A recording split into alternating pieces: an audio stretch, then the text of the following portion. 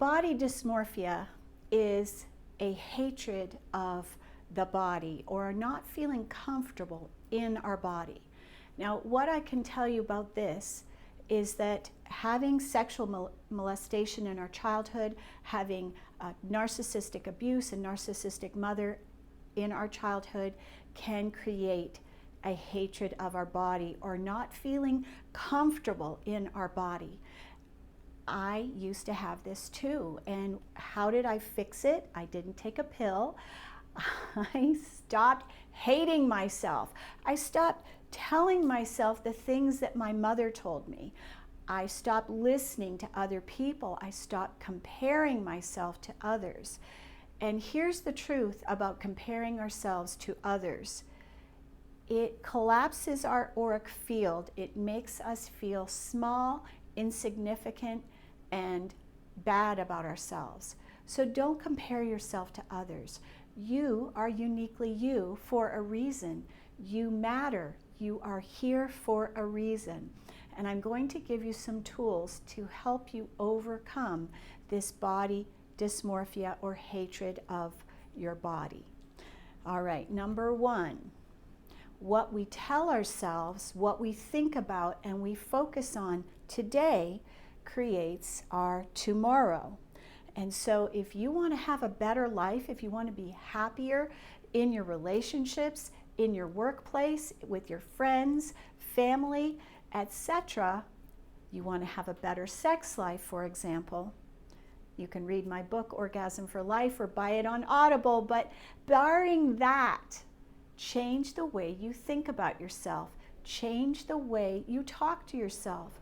When you're alone and no one else is around, what are you saying to yourself? What are you thinking when you look at yourself? If it isn't kind, if it isn't loving, if it isn't compassionate, stop it. Stop it right now. And shift into, how would you talk to a stranger? How would you talk to someone that you wanted to make love to? How would you talk to someone that you want a relationship with? Lovingly, kindly. You would accept them. You would welcome them. So start welcoming yourself into your own body. You know, feeling uncomfortable in our body is a common thread that I have seen in thousands of women over the last 12 years when they hate themselves. So if you hate your body, you hate yourself. This body is maybe not perfect, but it's magnificent for you. It was created for you for a reason, and you are here for a reason. So change the way you think about yourself, change the way you talk to yourself, and let's do this little exercise together, okay? Number one, I love my head. I love my mind. I love my skull. I love my hair. I love my eyebrows. I love my forehead. I love my nose. I love my cheekbones. I love my mouth. I love my jaw. I love my throat. I love my shoulders. I love my arms. I love my hands and fingers. I love my wrists. I love my chest. I love my breasts. I love my abdomen. I love my buttocks. I love my back. I love my thighs. I love my knees. I love my calves. I love my feet and toes. I love me. Your body is a temple. I'm going to say that again. Your body is a temple. It was a gift to you. Honor it by loving acceptance of it. When you're in the shower, don't beat yourself up with the soap and slap yourself around. Lovingly caress yourself in the shower. Wash yourself gently, beautifully. Put lotions on you to feel luxurious, beautiful, loved. How do you treat a lover? Kindly, generously. You appreciate their body parts. You lovingly accept them. So do this for you. You do it for everyone else. When are you going to start being kind to you? If you don't love yourself, nobody else will either. So loving acceptance of this body is part of a happy, healthy, fulfilled life. And when you start loving yourself, you're going to find yourself feeling more at home in it. Life is very short. You might as well enjoy what you have and be grateful for each moment. Every day, start with, thank you. I am alive to live another day. Thank you for this day. Thank you for me.